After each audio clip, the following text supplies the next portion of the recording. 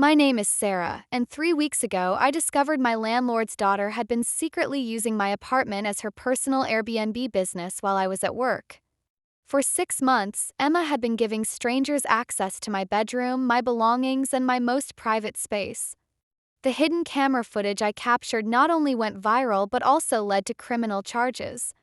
Before I dive into this story of privacy invasion and rental fraud, let me know where you're watching from in the comments below. Hit that like button if you've ever felt like someone was violating your personal space, and subscribe to True Revenge for more stories where hidden cameras catch the criminals in the act. I'm 28 years old and I work as a pharmaceutical sales representative in Austin, Texas. My job requires me to travel throughout the region, visiting medical offices and hospitals to promote our company's medications.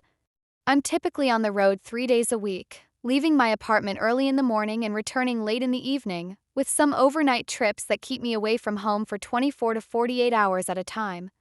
2 years ago, I found what I thought was the perfect rental situation. The apartment was a one-bedroom unit in a converted Victorian house in a trendy neighborhood near downtown Austin. The space was charming, with original hardwood floors, high ceilings, and large windows that filled the rooms with natural light. At $1,800 per month, it was expensive but reasonable for the location and the character of the building. My landlord, Robert Chen, was a 55-year-old real estate investor who owned several rental properties around Austin. He seemed professional and responsive during our initial meeting, explaining that he'd converted the old house into 3 separate units and took pride in maintaining the property well. Robert lived about 20 minutes away with his family, including his 24-year-old daughter Emma, who had just graduated from UT Austin with a marketing degree. During my lease signing, Robert mentioned that Emma sometimes handled property management tasks for him, including coordinating maintenance and conducting periodic inspections. Emma's very responsible and detail-oriented, Robert explained. If I'm unavailable and you need something fixed or checked, she can take care of it. She's been helping me with the rental business while she looks for a full-time marketing position. This seemed reasonable, and I appreciated having multiple contacts in case of emergencies. Emma was present during the lease signing, and she seemed friendly and professional, asking about my work schedule and mentioning that she lived nearby if I ever needed anything. I work a lot of travel-based sales routes, I explained. So I'm often out of the apartment during the day and sometimes overnight. But I'll always give advance notice if you need to access the unit for repairs or inspections. That's perfect, Emma said, making notes on her phone. It's actually easier for us to handle maintenance when tenants are out. We can work more efficiently without disturbing anyone. I moved in without any issues and initially had a great relationship with both Robert and Emma. They were responsive to maintenance requests, the building was well maintained, and my neighbors in the other units were quiet and considerate. For the first year and a half, I had no complaints about my living situation. Emma would occasionally text me about minor maintenance issues or to schedule inspections required by the city. She was always professional and accommodating about timing, usually asking for my schedule in advance and working around my travel commitments. Hey Sarah, we need to have the HVAC system inspected next month. What days work best for you? She'd text. I'll be traveling Tuesday through Thursday that week, so any of those days would be perfect, I'd reply. Great. I'll schedule it for Wednesday morning. Thanks for being so flexible. These interactions were always brief and professional, and I appreciated that she made the scheduling process easy for someone with my unpredictable work schedule. About 8 months ago, I started noticing some subtle changes in my apartment when I'd return from business trips. Nothing major or immediately alarming, just small details that seemed slightly off. My bathroom towels would be hanging differently than I'd left them. The pillows on my couch would be arranged in a way I didn't remember. Items in my kitchen would be in slightly different positions. Initially, I attributed these changes to my own forgetfulness or to legitimate maintenance work that Emma or Robert might have performed while I was away. When you're traveling frequently and coming home tired, it's easy to forget exactly how you left things, and I knew they had legitimate reasons to access the apartment for repairs or inspections. But the changes started becoming more frequent and more noticeable. I'd returned from a 2-day trip to find my shower slightly wet, despite having not used it for 48 hours. My bed sheets would smell different, not dirty but like someone else's detergent. The thermostat would be set to a different temperature than I'd left it. One particular incident made me more suspicious. I returned from a 3-day business trip to find my apartment smelling faintly of coffee, even though I don't drink coffee and hadn't made any before leaving. There was also a single long blonde hair in my bathroom sink, which was puzzling because my hair is short and brown.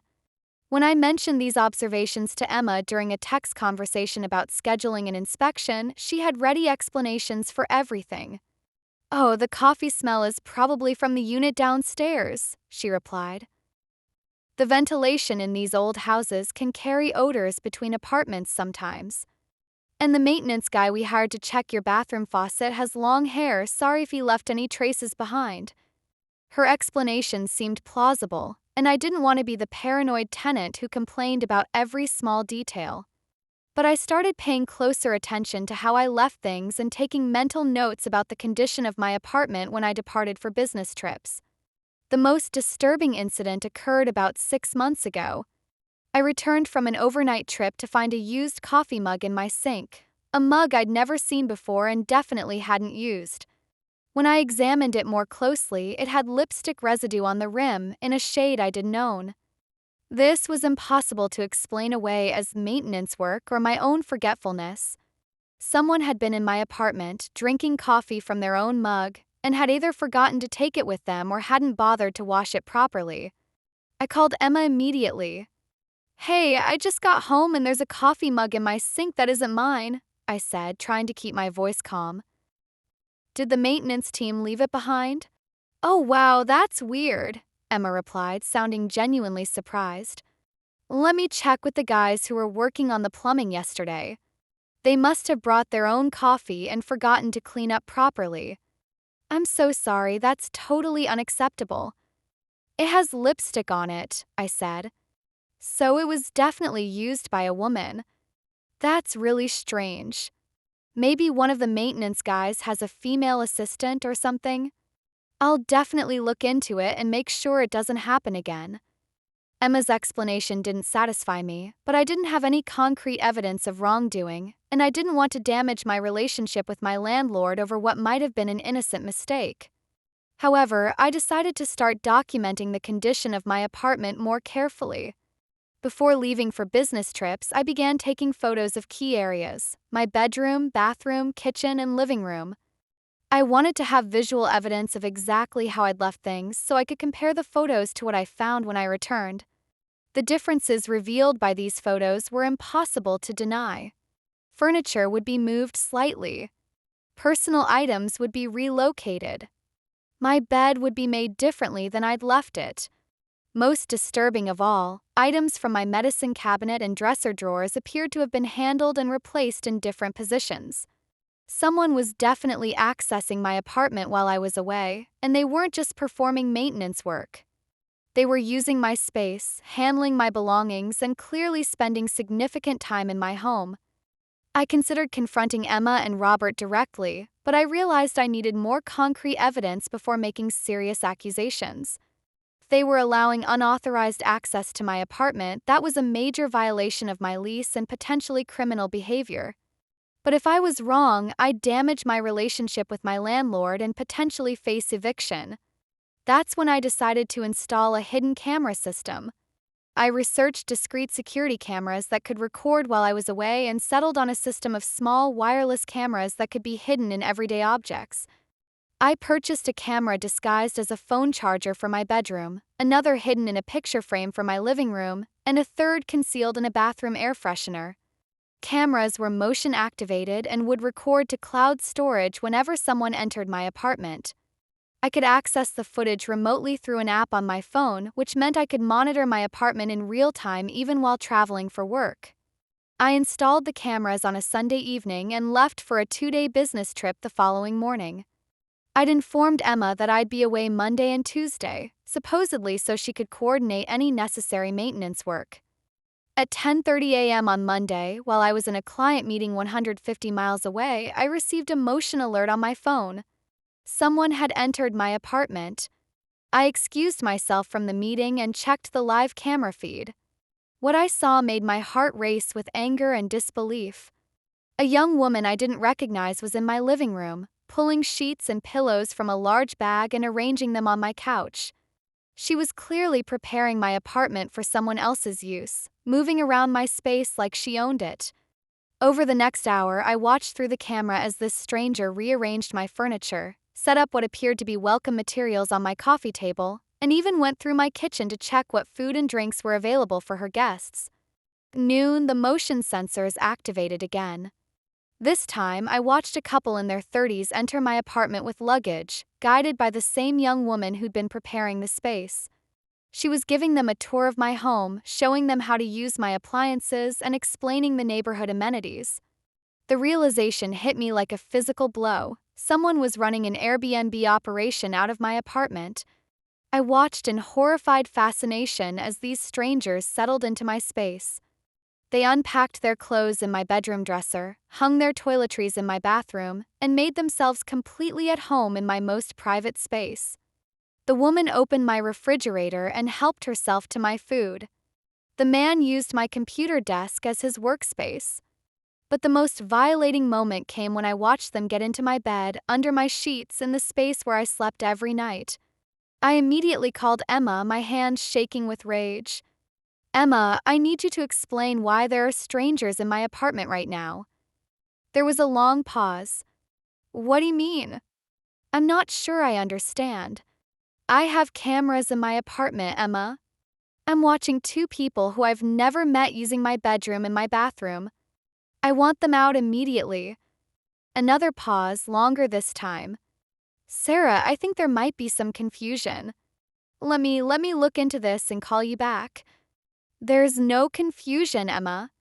I'm looking at live footage of people using my apartment as a hotel. If you don't get them out in the next hour, I'm calling the police. Please don't do anything rash, Emma said, her voice now clearly panicked. Let me handle this situation. I'll call you back in 30 minutes. I hung up and continued watching the camera feeds. Couple had no idea they were being recorded, and they were treating my apartment exactly like a short-term rental. They ordered takeout food, used my dishes, watched Netflix on my TV, and made themselves completely comfortable in my space. 30 minutes later, Emma called back. Sarah, I need to explain what's been happening. The situation is more complicated than it looks. It looks like you've been renting out my apartment without my knowledge or consent, I said coldly. How is that complicated? I started using your place occasionally when you were out of town, just to help some friends who needed somewhere to stay. It wasn't supposed to be a business or anything permanent. Emma, I just watched a stranger give paying customers a tour of my bedroom and bathroom. This isn't about helping friends. There was a long silence. Then Emma's voice, quieter and more defeated. I've been running a small Airbnb operation. Just when you're traveling for work. I thought you'd never find out, and it was helping me pay off my student loans. The admission confirmed my worst fears, but hearing it directly from Emma made the violation feel even more personal and deliberate. How long has this been going on? About 6 months, she said quietly. 6 months. For half a year, Emma had been treating my private apartment as her personal business, giving strangers access to my bed, my bathroom, my most intimate space. Coffee mug, the different smells, the rearranged belongings, it all made sense now. I want those people out of my apartment immediately, I said. And I want every penny you've made from renting out my space. Sarah, please let me make this right. I'll end the whole thing today and compensate you for any inconvenience. This isn't an inconvenience, Emma. This is a crime. You've been committing fraud, trespassing, and violating my lease. I'm calling the police. I hung up and immediately called the Austin Police Department to report the unauthorized use of my apartment. The dispatcher explained that this situation involved multiple potential crimes: trespassing, fraud, and possibly theft of services. Within 2 hours, police officers arrived at my apartment to remove the confused Airbnb guests and secure the scene. I drove back to Austin that evening to meet with detectives and provide them with the camera footage documenting Emma's illegal operation. The investigation that followed was thorough and damning. Police discovered that Emma had been running a sophisticated short-term rental business using my apartment, complete with professional photos, fake reviews, and a booking calendar that aligned perfectly with my work travel schedule. She had listed my apartment on multiple platforms, including Airbnb, VRBO, and local Facebook groups, advertising it as Sarah's cozy downtown apartment and charging guests between $150 to $200 per night. Over 6 months, she had hosted more than 50 different guests and generated approximately $12,000 in illegal rental income. The evidence was overwhelming. Booking confirmations, payment records, guest reviews, and dozens of hours of camera footage showing Emma facilitating unauthorized access to my apartment. But the most disturbing discovery was how Emma had been accessing my space. Instead of using the emergency key that landlords typically hold for legitimate maintenance, she had made copies of my apartment key and had been entering and leaving freely, sometimes multiple times per day, to prepare for guests, clean between bookings, and coordinate check-ins. The district attorney's office decided to prosecute Emma for multiple felonies, including fraud, criminal trespass, and theft. Case was particularly strong because of the extensive digital evidence, not just my camera footage but also Emma's own electronic records documenting her illegal business operations. Emma was arrested 3 weeks after I discovered her scheme. The news of her arrest quickly spread through local social media and neighborhood forums, partly because I had shared some of the more shocking camera footage on TikTok to warn other renters about this type of scam. TikTok video, which showed strangers using my bed and personal belongings while I was at work, went viral almost immediately. Within 48 hours, it had accumulated over 2.3 million views and thousands of comments from viewers expressing outrage about the invasion of my privacy. The viral nature of the video brought additional attention to Emma's case and led to media coverage by local Austin news outlets. The story resonated with many people because it represented a perfect storm of modern anxieties: the unregulated short-term rental industry, privacy violations in the digital age, and the vulnerability of tenants to landlord abuse. Emma ultimately pled guilty to avoid a lengthy trial and was sentenced to 18 months in prison plus 3 years of supervised probation. She was also ordered to pay $15,000 in restitution, covering not just the rental income she'd stolen but also damages for the violation of my privacy and the cost of replacing personal items that had been handled by dozens of strangers. Her father, Robert, claimed he had no knowledge of Emma's illegal business, but my attorney discovered text messages between them discussing scheduling and maintenance that suggested he had been aware of the unusual level of activity in my apartment. While Robert wasn't criminally charged, he agreed to terminate my lease without penalty and pay for my moving expenses to avoid a civil lawsuit. The experience fundamentally changed how I think about rental housing and personal security. I'd always assumed that my landlord's access to my apartment would be limited to legitimate emergencies and scheduled maintenance. The idea that someone could systematically exploit that access to run an illegal business had never occurred to me. I also learned valuable lessons about trusting my instincts. When I first noticed that small things in my apartment seemed different after business trips, my gut told me something was wrong. But I dismissed those feelings as paranoia and overthinking. If I'd acted on my suspicions sooner, I could have stopped Emma's violations months earlier. The hidden camera system proved essential for documenting the crime and providing evidence for prosecution. Without video footage, the case would have been much more difficult to prove, and Emma might have been able to deny or minimize her actions. Today, I live in a different apartment with a landlord who has no family members involved in property management. I've installed a permanent security system not because I expect problems, but because I never again want to feel vulnerable to that kind of invasion of my privacy.